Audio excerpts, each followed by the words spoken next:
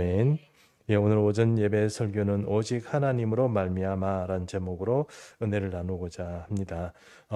우리의 구원 그리고 또 우리가 이 자리에 앉아 있는 이 자체, 우리의 삶의 모든 과정들이 사실은 누구로부터 이렇게 장이 만들어지느냐, 그리고 이곳에 우리 생각에는 우리가 판단하고 우리가 선택해서 이 길을 간다고 생각하지만 그 선택의 어떤 기초라고 할까요? 그런 모든 과정들을 만들어 주시는 분이 누구냐 이렇게 얘기하면 그것은 결국 하나님이다 이렇게 말할 수밖에 없다는 것입니다. 우리의 삶이 구원의 어떤 모든 것들이 하나님으로부터 말미암고 또 우리가 살아가며 또 살아가는 모든 과정, 그러니까 빌딩하는 과정, 이렇게 쌓여가는 이 모든 과정들도 사실 하나님으로 말미암으며 또 그 모든 정결도 하나님으로 말미암아 될 것이다 하는 것입니다. 우리가 여러 가지 기도 제목을 가지며 살고 있습니다. 저는 오늘 아침에 너무너무 기쁜 소식을 들어서 너무 지금 약간 흥분된 상태입니다. 그래서 오랫동안 우리 교회 안 나오신 분이 한 분이 다음 주에 오신다고 그럽니다. 뭐 너무 기뻐서 다음 주에 얘기해야 되는데 제가 미리 말씀해서 좀 송구하긴 합니다만 여러 가지 우리가 삶을 살아가면서 참 하나님과 살아가는 어떤 그런 기쁨들이 있습니다. 그 주님께서 만들어 놓으신 기쁨. 그리고 하나님의 사람이라면 또 하나님의 은혜 가운데 늘 오늘 우리가 부른 찬송처럼 하나님의 인도하심이 있고 또 남들이 보기에는 어떠하든지 간에 하나님이 주시는 그런 기쁨 가운데 우리가 살아가면서 구원의 어떤 열매들을 거두게 되는 것입니다. 구원의 열매를 뿌릴 때 눈물로 뿌린다고 하는 얘기 있지 않습니까? 눈물로 뿌린다고 했습니다. 쉽지 않다는 얘기죠. 그런 구원의 씨앗을 뿌릴 때 눈물로 뿌리지만 결국은 하나님께서 거두시게 하는 그런 은혜가 있습니다. 우리 삶에도 하나님의 구원, 이 모든 것들이 구원이 그냥 이루어지는 것 같습니다. 우리가 쉽게 생각하면 이게 그냥 뭐 하나님께서 그냥 우리 그냥 구원은 다 받는 거 아니야? 이렇게 생각하시는 분이 계신데 그렇지 않다는 것을 오늘 성경의 말씀 통해서 우리가 좀 배울 수 있을 것 같습니다. 첫 번째 말씀은 로마서 9장 6절 말씀인데요. 제가 한번 읽어보겠습니다. 그러나 하나님의 말씀이 폐하여진 것 같지 않도다. 이스라엘에게서 난 그들이 다 이스라엘이 아니오라고 했습니다. 9장 6절의 말씀은 무엇을 말합니까? 사도 바울은 지금 9장 1절부터 시작해서 어떤 생각을 가지고 있습니까? 자기 백성, 그러니까 이스라엘에 대한 특별한 애정을 가지고 있습니다. 그들을 어떻게 하면 회복시키고 또 예수 그리스도의 구원을 얻게 할까 하는 것이 사도 바울의 고민이고 또 사도 바울의 걱정이다 이렇게 말할 수 있습니다. 그런데 여러분 아시다시피 사도 바울은 바로 자기 민족에게서 버림받았습니다. 그가 이방인의 사도로서 하나님으로부터 사명이 주어졌지만 그래도 자기 십자가가 있다고 생각했습니다. 그 십자가는 자기 민족에 대한 십자가입니다. 자기 민족을 어떻게 하면 구원 얻을까 하는 것이 바로 사도 바울의 고민이었던 것입니다. 늘 자기를 터부시하고 자기에게 돌을 던지는 사람들, 이런 사람들을 향하여서 그들을 사랑하고 그들을 구원하고자 하는 그런 사도 바울의 마음이 있었는데 그 사도 바울에 대한 마음에 하나님께서 응답해 주신 것이 있는데 그것이 뭐냐면은 바로 9장 6절의 말씀처럼 하나님의 말씀이 이스라엘 백성들을 향한 말씀이 폐하여지지 않았다. 하나님 그 약속은 그대로 남아있다 하는 것을 말하고 있습니다. 그래서 그 폐하여지지 아니었다는 그 말씀을 설명하면서 그 뒤에 있는 이야기들을 쭉 이렇게 하고 있는데요. 첫 번째는 뭐냐면 이스라엘에게서 난 그들이 다 이스라엘이 아니다 이랬습니다. 이스라엘에게서 났다 그러면 그 땅을 말하는 거죠. 땅을 말하고 이스라엘이라는 그 범주 안에 들어갔던 사람, 어쨌든 범주 안에 들어갔던 사람들이 다 이스라엘 사람이 아니다 이렇게 말하고 있습니다. 또 7절 말씀부터 9절 말씀으로 우리 한번 같이 읽어보겠는데요. 7절 말씀을 제가 읽겠습니다. 또한 아브라함의 씨가 다 그의 자녀가 아니라 오직 이삭으로부터 난 자라야 내 씨라 불리움을 받으리라 하셨나니 육신의 자녀가 하나님의 자녀가 아니요 오직 약속의 자녀가 씨로 여기심을 받느니라. 9절 함께 읽습니다. 약속의 말씀은 이것이니 명년 이때에 내가 이르니 사라에게서 아들이 있으리라 하시니라. 어느 날 아브라함이 장막에 세 사람이 찾아왔습니다. 세 사람이 찾아왔는데 그 세 사람 중에 두 사람은 소돔을 조사하러 가고 한 사람은 남아 있었는데 그분이 바로 하나님이었습니다. 그 하나님이 사도 바울 베드로 죄송합니다. 아브라함에게 이렇게 말씀합니다. 명년 이때에 아들이 있으리라. 이렇게 말을 했죠. 그 소리를 듣고 밖에서 듣고 있던 사라는 웃었습니다. 왜냐하면 지금 이 사람들 나이가 상당하지 않습니까? 상당한 나이, 99세 뭐 이렇게 돼 있는데 그때 아들이 있다고 그러면 그걸 명년 이때면 바로 내년이라는 얘기잖아요. 내년 이때니까 딱 1년 후에 아들이 있다고 그러니까 이제 웃죠. 왜요? 사라는 경수가 끊어져서 더 이상 뭐 이렇게 여자의 구실을 할 수 없습니다. 그러면 또 아브라함은 또 이렇게 뭐 아무리 건강하다고 싶지만 100세가 가까워진 그 나이에 뭐가 그렇게 힘이 있어가지고 이렇게 그 생산할 수 있는 시가 있겠습니까? 그럼에도 불구하고 하나님의 그 말씀을 그렇게 하니까 아브라함도 웃고 사라도 웃었습니다. 그런데 하나님께서 이렇게 약속하신 결국 그 후에는 여러분 아시는 것처럼 이 자식이 나오죠. 그 자식이 누구입니까? 이삭입니다. 저는 이 말씀이 굉장히 잘 믿어집니다. 왜냐하면 저번에 일전에 제가 이 간증한 것처럼 저희 가정이 이제 이루고 저와 우리 집사람이 결혼하고 나서 이제 자녀가 하나 첫 아기가 이렇게 나오려고 했는데 사산이 돼 버렸어요. 그래가지고 주님 왜 그러세요? 막 이러고 제가 따지고 막 이렇게 했던 그런 기억도 있습니다만 사산이 되어버리고 나니까 이걸 어떻게 하나 하는 고민이 많이 생겼어요. 그래 아기를 다시 가져야 되는데 그 아기를 가지기가 힘들어가지고 왜냐하면 몸도 좀 추스려야 되고 이러다 보니까 시간을 좀 그냥 보내고 있었는데 어떤 기도원에 갔더니 이제 우리 기도원에 가면 이렇게 감사 헌금하잖아요. 감사 헌금을 했는데 그 기도원 원장님이 이제 제 봉투를 딱 보고 성경 말씀을 하나 주셨는데 그게 창세기 말씀이었어요. 그 창세기 말씀이 뭐였습니까? 내년 이때에 내게 아들이 있으리라 하는 것이었습니다. 좀 깜짝 놀랐죠. 그런데 진짜로 그 아들이 나왔는데 그 아들이 우리 시원입니다. 시원인데 이삭이 시원입니다. 근데 시원이가 여러분 제가 이렇게 우리 아들이 겪어봤지만 제 아들이라서 얘기하는 게 아니고 시원이가 이삭처럼 애가 순종을 잘해요. 부모 말을 잘 들어요. 그리고 부모의 마음을 잘 헤아리고 알아서 뭘 착착착 해요. 공부를 좀 잘하면 좋겠는데 그건 아닌데 그런 건 아니지만 평소에 하는 거 보면은 참 착하고 어떻게 저렇게 착할까 싶을 정도로 그렇게 착해요. 그런 거 보면 이삭처럼 그렇게 나서 그런가 하여튼 그런 고민이 좀 생깁니다. 어쨌든 그래서 저는 이 말씀이 잘 믿어집니다. 하나님께서 그렇게 약속했던 그 말이 무엇인가 하는 생각이 드는 것입니다. 여러분 과연 저도 처음에는 이 말을 믿지 않았는데 갑자기 이제 집사람이 배가 불러오고 막 이러다 보니까 진짜 하나님께서 이렇게 하시는구나 이런 일도 있구나 하는 생각이 들었거든요. 근데 아브라함과 사라가 이 하나님께서 그런 말씀을 하셨을 때 저는 그래도 젊지만 그때는 나이가 너무 많이 들어가지고 그 어떤 생산을 한다 그 자체의 소망이 끊어질 때잖아요. 근데 그런데도 하나님께서 주신다고 그러니까 진짜로 이렇게 나오는 겁니다. 하나님의 말씀은 하시면 그대로 된다는 것이 오늘 이 말씀을 통해서 우리가 또 알게 되는 것입니다. 그리고 하나님께서 여러분 이삭을 이렇게 생산하게 될 때 여러분 잘 보시면 하나님께서 장장 13년 동안 나타나지 않으셨어요. 아브라함에게 한마디도 말씀 안 하셨어요. 아브라함이 이삭을 낳게 되는 과정은 75세에 자기 본토 친척 집을 떠나가지고 25년 동안 살았어요. 25년 중에 13년은요. 하나님께서 아브라함에게 아무 말씀 안 하셨어요. 그게 언제부터냐?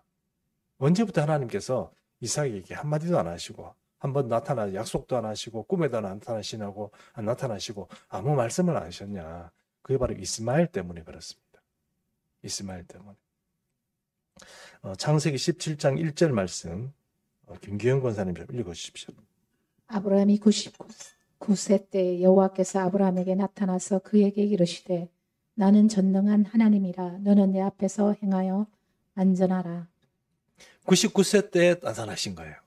상당히 13년 동안 아무 말씀 안 하시다가 99대에 이제 나타나셔가지고 말씀을 하시는데, 이 말씀을 우리가 읽으면 별 감각 없이 읽을 수는 있지만, 여러분 이 말씀 중에 하반절 말씀을 좀 유의해서 읽어보시기 바랍니다. 하반절 말씀은 어떤 거냐면, 나는 전능한 누구라고요? 하나님이라. 너는 어떻게 하라고요?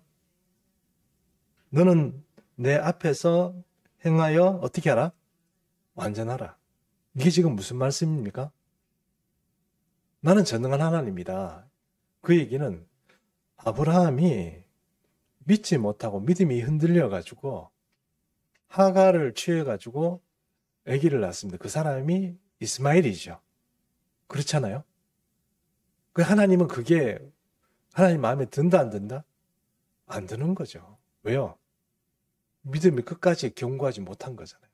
아브라함이 끝까지 믿음 가지고 견뎠어야 되는데 자기가 수단을 발휘한 거 아닙니까?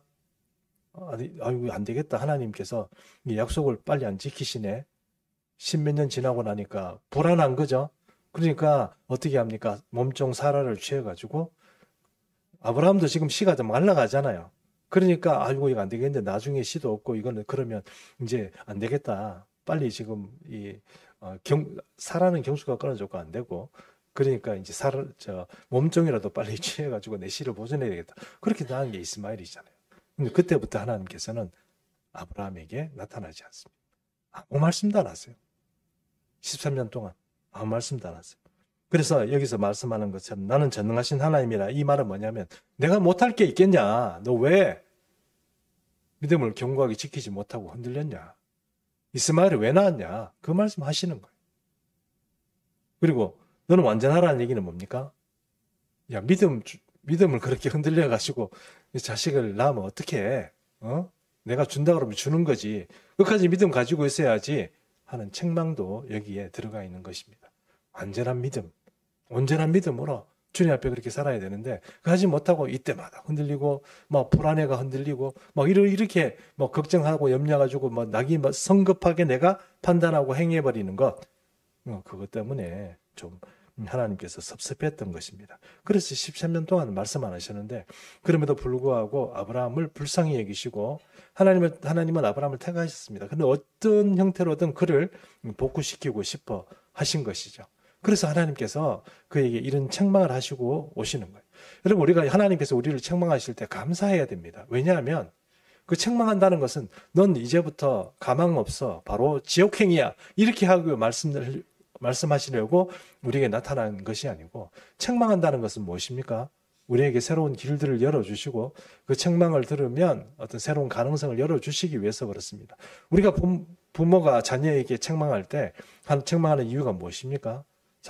자녀가 넌 이렇게 될 거야, 저주하려고 하는 겁니까? 아니죠. 사실은 복구시키고 회복시키고 내 말에 뜻은 내가 공급하는 이런 세계로 들어오기를 바라는 마음으로 그렇게 하는 것이죠. 그러므로 하나님께서 아브라함에게 이런 말씀을 하신다는 것은 내가 전능하신 하나님이고 또 너는 내 앞에서 완전해라, 이것은 책망입니다. 그 책망을 듣고 네가 새로운 가능성을 열어갈 것이고 내가 이제 네게 약속한 그 일들을 행하리라 하는 일들을 이루시려고 그렇게 아브라함에게 하시는 말씀인 것입니다. 그래서 이 말씀들을 이후에 어떤 일이 벌어지냐, 아브라함은 이제 할례를 행하라고 하는 하나님 말씀을 듣고 이때 할례를 행합니다. 할례를 행하고 또 하나 무엇을 하냐면은 이제 생명이 있을 것이다 하는 그런 말씀을 주십니다. 그래서 약속을 붙잡고 있어야 되는 것이죠. 할례를 행하고 하나님의 주시는 약속을 붙잡고 있고, 이렇게 두 약속에 붙잡고 있고, 그 약속의 명년에 아들이 있을 것이다 하는 그 약속의 시가 무엇입니까? 그것을 붙잡고 있을 때 나온 시가 바로 이삭인 것입니다. 그러므로 이스마엘은 장자입니다. 아브라함의 장자이긴 하지만 이스마엘이 약속의 시입니까? 아닙니다. 이스마엘은 아브라함의 장자이긴 하지만 약속의 시가 아니고 이삭이 약속의 자녀가 되는 것입니다. 그리고 또 하나 말씀을 하십니다. 로마서 9장 10절에서 11절 말씀인데요.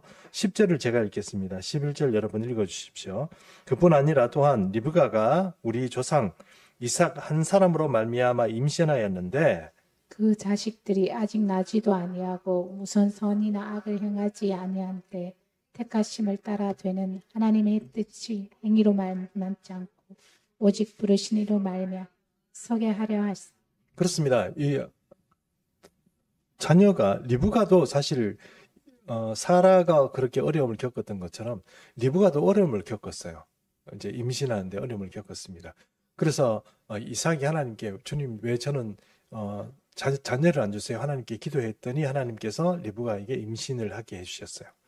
왜냐하면 약속의 씨가 되고 선택받는다는 게 이게 여러분 우리는 쉽게 생각하지만 이게 쉽게 되는 게 아니에요. 우리 교회에 너무 쉽게 왔어요. 예수 너무 쉽게 믿었어요. 그래서 이게 귀한 줄을 잘 몰라요. 이게 귀한 줄 모르고 어떤 분들은 다른 종교나 이게 뭐 그렇게 다른 차이가 있나 이렇게 생각하는 분들도 계세요.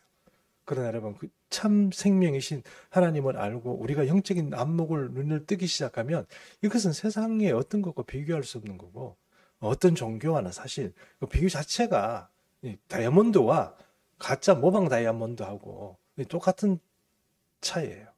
그런 차이가 우리 기독교 그러니까 예수를 믿는 그 안에 구원의 안에 있다 하는 것입니다. 그런데 리브가가 어려움을 겪다가 임신을 했는데 임신한 건 좋아요. 임신한 건 좋은데 너무 평안하고 좋아야 되잖아요. 이 뱃속에서 애들이 싸우는 거예요. 엄마가 너무 괴로울 정도예요. 엄마도 잠을 못 잘 정도로 우리가 임신해보면 알겠지만 저는 임신을 제가 해본 건 아니지만 옆에서 지켜보니 그렇더라고요. 잠을 잘 못 자요. 음식도 잘 못 먹지만 애들이 얼마나 싸우는지 이 속에서 엄마가 견디지를 못하겠네. 잠도 못 자. 성경에 잠도 못 잔다는 얘기는 안 나옵니다만 제가 이렇게 가만 생각해 보면 그렇다는 거죠. 애들이 뱃속에서 맨날 잠도 안 자고 싸우면 여러분 엄마가 어떻게 잠을 자겠어요? 잠도 못 자. 애들 너끼리 싸워라. 난 잔다. 이게 안 되거든요. 잠도 못 자. 밥도 잘 못 먹어. 애들이 너무 힘들게 하는 거예요. 애들이 속에서. 그래서 하다 못해 안 돼 가지고 리브가가 하나님께 기도합니다. 주님 이게 어쩜입니까? 왜 이렇습니까? 이러니까 두 민족이 내 속에서 싸우고 있구나 하는 말씀을 하십니다. 그 말씀 한번 보겠습니다. 로마서 9장 12절 13절인데요. 제가 읽겠습니다. 리브가에게 이르시되 큰 자가 어린 자를 섬기리라 하셨나니 기록된 바 내가 야곱은 사랑하고 에서는 미워하였다 하심과 같으니라 이랬습니다. 이 뱃속에 애가 둘이 있는데 한 사람은 하나님께서 사랑하시고 한 사람은 미워하는 거예요. 참 이게 여러분 우리는 참 기분 좋은 말씀이세요. 우리가 엄마 뱃속에 있을 때부터 우리를 택하시고 부르셨으니까요. 참 감사한 일인데 한 사람은 좀 너무하다는 생각 안 들으세요? 너무 억울한 생각 안 드세요? 에서는 지가 뭘 잘못했습니까?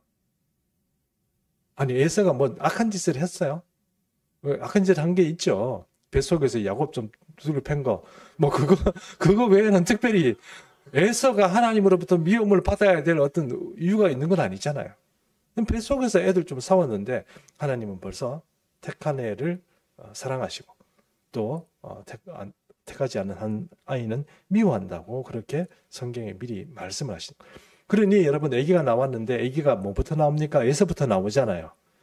그런데 에서를 누가 사랑합니까? 이삭은 사랑해요. 왜요? 에서가 남자답고 아버지가 좋아하는 고기도 잘 대접하고 그러니까 좋죠. 그런데 리브가의 마음에는 누가 있습니까? 야곱이 있죠. 왜 그렇습니까? 야곱이 엄마 말 잘 들어서 그렇습니까? 그렇다기보다는 하나님의 약속을 리브가는 기억하는 거예요. 아, 하나님은 이 야곱에게 이 장자권을 주시고 장자권을 야곱을 통하여서 하나님께서 일하시려고 하시는구나 하는 그런 생각들이 있는 것이죠. 그래서 리브가는 늘 이 야곱에 대한 더 마음이 많고 자기 목숨을 걸고 저주를 받을 각오를 하고 아버지 이삭을 속이고 야곱을 축복받게 하는 겁니다. 그것은 뭐 때문에 그렇습니까? 하나님의 약속을 리브가는 믿고 굳게 붙잡았기 때문에 그렇게 된다는 것입니다. 그러므로 하나님의 약속이 있다는 것, 그것을 우리가 굳게 믿고 붙잡고 또 하나님께서 아브라함에게 말한 것처럼 우리가 하나님 앞에 완전하게 그 믿음대로 행하는 것, 이건 정말 중요한 그런 어떤 믿음의 태도가 아닌가 생각을 해본다 하는 것입니다. 그러므로 어쨌든 하나님께서는 이렇게 야곱을 사랑하고 에서를 미워했다 이 말씀을 통하여서 하나님께서 정한 어떤 것이 있다는 거죠. 정한 사람이 있다는 겁니다. 구원받을 사람도 정하고 또 그 사람을 부르신다 하는 것입니다. 근데 여기서 우리가 좀 생각해야 될 게 이 성경에 여기 보니까 에서를 미워하였다 하심과 같다 이런 말씀이 있으면 에서를 하나님께서 진짜 미워했다 이렇게 생각하시면 안 됩니다. 예, 에서를 미워했다고 해서 에서는 내가 저건 미워 이렇게 생각하시면 안 됩니다. 그런 의미가 아닙니다. 여기서 미워한다는 얘기는 감정적으로 저 사람을 미워한다 이런 의미는 아니고 그냥 우선순위에서 다음번이다 하는 뜻입니다. 그러니까 장자는 에서이지만 하나님께서 생각할 장자권을 줄 사람은 야곱이다 하는 의미에서 이런 말씀을 하신 거지. 감정적으로 에서가 밉다 이렇게 진짜 아까 말씀한 것처럼 뱃속에서 아무것도 없는데 그 하나님께서 밉다 이렇게 얘기하는 거는 조금 잘못된 이야기라는 것입니다. 하나님은 처음부터 밉는 사람이 없습니다. 우리는 사실 살아가면서 뭔가 정말 자기 마음대로 안 되면 누가 밉습니다. 그거는 부모라도 마음에 안 들면 자식이 부모를 미워하는 경우도 많이 생기잖아요. 그런 경우가 많이 생기고 부모도 또 자식이 여러 자식이 있으면 그 중에 마음에 드는 자식이 있고 좀 미운 자식이 있습니다. 그런 것은 우리의 인간적으로 할 수 없는 것이죠. 그러나 하나님은 그렇지 않습니다. 하나님이 밉다 또 사랑한다 이런 말씀은 사실은 하나님은 모두를 사랑하시고 아낍니다. 그러나 하나님의 뜻대로 따라오지 않는 자녀에 대한 안타까움이 있습니다. 그것을 미워한다고 해서 감정적으로 그걸 미워하고 제가 좀 잘못되도록 인도한다고 생각하시는 그것은 오산입니다. 하나님은 성경에서 말하고 있는 것처럼 누구든지 다 구원을 받기를 원하신다 하는 그런 말씀을 우리가 알고 있습니다. 하나님은 미워하는 사람은 없습니다. 여기서 그러나 하나님의 약속의 자녀, 택하신 자녀는 하나님의 뜻대로 하신다는 것입니다. 자, 마태복음 22장 14절 말씀 한번 보겠습니다. 마태복음 22장 14절 같이 읽습니다. 시작. 청함을 많되 택함을 입은 자는 적으니라. 청함을 받은 자는 많되 택함을 받은 자는 적다는 얘기는 바로 그런 의미에서 하나님께서 사람들을 청합니다. 청하는데 여러분 청하다 택하다는 이야기 자체가 우리 생각에는 무조건적으로 하나님께서 일방적으로 하신다고 생각하지만 이 말씀을 잘 읽어보시면 청하다와 택하다라는 것이 결론은 누구에게 있냐면 바로 그 사람에게 있다는 것입니다. 청했다는 것은 무엇입니까? 구원의 자리로 오라고 불렀다는 얘기잖아요. 여러분 아시는 것처럼 마태복음에 있는 것처럼 어떤 부자가 어떤 임금이 잔치를 차려놓고 미리 자기 관료들이나 자기하고 친한 사람들 고관 대작들에게 오라고 뭐라고 할까요? 초청장을 보냈습니다. 그 초청장을 받았죠. 받고 나서 왔습니까? 안 왔습니까? 안 왔죠. 그렇지 않습니까? 하나님의 구원은 하나님은 우리에게 이 초청장을 보냅니다. 보냈는데 그것을 받아서 안 온 사람들이 있습니다. 안 오고 결국은 누가 받아갑니까? 원래 그 초청장을 받지 않아야 될 사람들이 와서 그 자리에 천국 잔치에 앉게 된다는 것입니다. 그것이 성경에서 말씀하고 있는 것입니다. 그러나 그럼에도 불구하고 하나님께서 청함, 택함 이것들은 구원에 있어서 우리에게 굉장히 중요한 그 요소라고 할 수 있습니다. 오늘 우리가 구원받게 되는 그런 결론은 어떤 것이냐? 청함과 택함이 우리에게 있기 때문에 그렇습니다. 그러나 이 택함의 문제에 있어서 우리가 진짜로 천국 백성이 되느냐 안 되느냐는 하나님께서 열어놓으셨지만 그것은 자기에게 달려있다 이렇게 말할 수 있습니다. 그 청함을 받았지만 택함을 받는 것은 내가 오케이 해야 됩니다. 너는 내가 택했다고 해서 그게 이 사람이 오케이 하지 않는데 택해지느냐? 그렇지는 않다는 것입니다. 사도 바울을 하나님께서 만나셨을 때 사도 바울은 거기서부터 너를 이방인의 사도로 쓰겠다 이런 어떤 그런 메시지를 주셨을 때 사도 바울은 그것을 아멘하고 쫓아갔기 때문에 그가 사도 바울이 어떤 자기에게 택한 어떤 것들을 주님 행할 수가 있었습니다. 그런 자기에게 주시는 하나님의 어떤 청함과 택함을 어떻게 생각했느냐. 주님께서 내 뱃속에부터 나기 전부터 택했다 이렇게 말했습니다. 그래서 오늘 성경이 말하고 있는 것처럼 야곱과 에서가 뱃속에서 싸울 때부터 하나님께서 택했다는 그런 의미와 똑같다 이렇게 말할 수 있습니다. 그러므로 결론적으로 말씀드리면 이런 말씀드릴 수 있습니다. 우리는 다 부르심을 받은 사람입니다. 오늘 여러분 주위에 이렇게 한번 돌아보십시오. 여기에 앉아 있는 사람들이 우리와 내 사정과 생각과 이런 것들이 다 다릅니다. 그런데 그들의 삶에 하나님께서 부르셨습니다. 여러분 일반적으로 얘기한다면 세상적으로 얘기한다면 이 자리에 와서 앉아 있는 건 너무나 어리석은 일이에요. 왜냐하면 주일 오전에 피곤한데 잠이나 자지 직장생활을 하고 있는데 피곤하고 돈도 안 되는 일에 이렇게 나와가지고 헌금하고 앉아 있는 것 자체가 그들에게 이해가 안 되는 거예요. 어쩌면 자기 의지로 살아가고 내가 열심히 노력하고 살아가야 될 이 삶에 왜 하나님이라는 존재에 의지하고 거기에 기대며 살아가는 그런 나약한 그런 사람들이 이렇게 있냐 싶을 정도로 그런 마음들을 가지고 우리를 쳐다볼지 모릅니다. 그러나 우리를 이 자리에 오게 하신 것은 내가 선택해서 왔다고 생각할지 모르지만 사실은 우리를 부르신 하나님이 있기 때문입니다. 우리를 부르지 않았는데 여기에 있을 수 있느냐? 호기심 따라서 올 수는 있습니다. 그러나 그 호기심 이상의 그 어떤 것들이 우리를 불러서 이 자리에 채워놓습니다. 그래서 여기서 앉아있기만 하면 그럼 다 그 부르심에 응답하는 것이냐? 그렇지는 않습니다. 여기에는 택함이라는 어떤 것들이 있습니다. 그 택함이란 것은 어떤 택함입니까? 주님께서 내가 너를 쓰겠다. 뭐 그런 것도 있고 내가 너를 구원하겠다 이렇게 됐는데 아멘하고 내 속의 삶에 그분을 초청을 해서 그분을 받아들일 때 이게 택함이 이루어지는 것이지 너는 택했다고 했으면 자동적으로 로봇가 공장에서 돌아가듯이 우리 삶이 그렇게 돌아가는 것은 아닙니다. 하나님께서 어쨌든 우리를 청하고 이 자리까지 왔으니 우리가 아멘하고 우리 주님을 이 택함을 우리가 아멘하고 따라가는 그 삶이 이루어질 때 그렇게 우리의 삶이 이루어진다 하는 것입니다.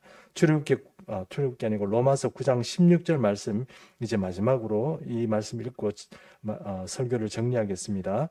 9장 16절 함께 읽습니다. 시작. 그런즉 원하는 자로 말미암음도 아니요 다른 박질하는 자로 말미암음도 아니요 오직 긍휼히 여기시는 하나님으로 말미암음이니라. 저는 이런 생각을 해봅니다. 저보다 좀 잘나고 설교도 잘하고 똑똑한 사람, 기왕이면 서울대, 또 나오면 하버드 정도, 아니면 예일 정도, 조금 양보해서 프린스턴 정도, 이렇게 조금 그런 사람들이 나와서 설교를 하고 사람들을 가르친다면 얼마나 좋겠나 하는 생각을 했습니다. 그럼 앞에 나와서 그런 사람들 딱 하면 와, 저 사람들은 머리가 좋구나 이런 생각이 들면서 뭔가 나기도 모르게 저 사람이 하는 말을 속속 알아들을 거 아니에요. 근데 좀 못난 제가 얘기하니까 사람들 마음에 내나 지나 이런 생각하고 별로 깊이 있게 안 받아들일까 봐 늘 고민하면서 주님 이 부족한 종을 생각하지 마시고 성령께서 인도해 주십시오. 이렇게 하면서 설교하러 올라오게 됩니다. 나약한 거죠. 그런 나약함 가지고 주님 앞에 올라옵니다. 그런데 하나님께서 저보다 조금 더 잘나고 건강하고 뭔가 남들이 볼 때 저 사람은 하나님 복 받았다 싶은 그 사람이 나와서 목사가 되고 그렇게 하면 얼마나 좋겠습니까? 근데 참 희한하죠. 하나님은 항상 좀 뭔가 결격 사유가 있고 부족한 사람을 세워요. 여기 말하는 것처럼 원하는 사람 혹은 다른 박질하는 사람, 노력도 열심히 하고 내가 구원을 받기 위해서 뭔가 이렇게 열심히 하고 뭔가 이렇게 좀 잘나고 이런 사람들이 하면 좋겠는데 근데 그런 거 가지고 하나님께서 그런 사람에게 기회를 안 주시는 거예요. 뭐 때문에 그렇습니까? 그것은 결국은 어떤 것입니까? 하나님께서 긍휼히 여기실 자를 하나님께서 긍휼히 여기셔서 세우시는 것입니다. 이것은 제 변명을 하는 게 아니고 우리 모두가 다 그렇다는 거예요. 좀 더 잘난 사람, 뭔가 좀 잘하는 사람, 그런 사람들 하나님을 믿게 하면 얼마나 전도 효과가 좋겠어요. 그런데 하나님은 그런 사람을 세운 게 아니고 못난 우리를 세워서 하나님의 사람으로 이렇게 만드신 것입니다. 그것은 뭐 때문에 그렇습니까? 우리가 하나님의 긍휼하심을 입었기 때문입니다. 부모가 자녀를 긍휼히 여기심 같이 우리를 긍휼히 여기시는 하나님 앞에 가서 우리가 기도하고 하나님의 도우심을 구할 때 우리는 하나님의 도우심을 받을 수 있습니다. 잘난 사람은 잘난 대로 살아가겠지만 우리는 하나님이 필요하고 우리는 예수님이 필요합니다. 그렇지 않습니까? 예, 우리가 이 자리에 나와 있는 것도 그렇고 앞으로 신앙생활 가운데도 하나님께서 우리를 도와주시고 하나님께 우리를 긍휼히 여기실 때 우리가 우리의 구원을 빌딩할 수 있습니다. 이 빌딩이 만들어질 때 결국은 하나님 앞에 갔을 때 우리가 구원을 이루게 되는 것입니다. 결론적으로 한 가지만 말씀드리겠습니다. 여러분, 자녀가 시가 생기면요, 엄마 속에서 자궁에서 이 자녀가 한 10개월 정도 이렇게 자라게 됩니다. 예수님은 어느 날 해산하는 고통이 있을 것이다 이렇게 말씀하시면서 그날이 있을 것을 우리에게 말씀하고 있습니다. 주님은 오신다 그랬는데 사람들은 언제 오냐고 자꾸 얘기하는 거예요. 그래서 이제 포기해버려요. 믿음이라는 것 자체를 뭐 오시면 오시겠지 이런 생각을 가지고 살아가는데 진짜 오실 것을 믿고 기다리는 사람은 이 뱃속에서 성장하는 겁니다. 아기로 만드실 때까지. 그러면 예수님이 올 때까지 그럼 우리가 어떻게 기다리지 이렇게 생각하는 사람은 잘못된 생각을 하는 거예요. 그럼 이때까지 우리가 뭘 해야 되느냐? 우리는 그때까지 아기가 될 정도로 성장하는 거예요. 그 안에서 자라는 거예요. 그러면 예수님 오실 때까지 그냥 우리가 버티고 있다 이런 얘기가 아니고 여러분 성장해야 됩니다. 주님 올 때까지 우리는 계속 성장하는 거예요. 그때까지 뭐 하지? 우리는 성장하는 겁니다. 우리의 믿음이 성장하는 거예요. 그러므로 주님께서 오늘 우리에게 말씀하시는 이 믿음, 우리를 택하시고 우리를 청하셨던 이 일에서 우리가 기쁨을 가지고 우리가 그리스도 안에서 주님 오실 그날까지 성장하는 믿음으로 자라나는 그런 귀한 은혜가 우리 모든 교우들 삶 가운데 함께 하시기를 축복합니다. 이제 다 일어나셔서 오늘 결단 찬송하지 않겠습니다. 잠깐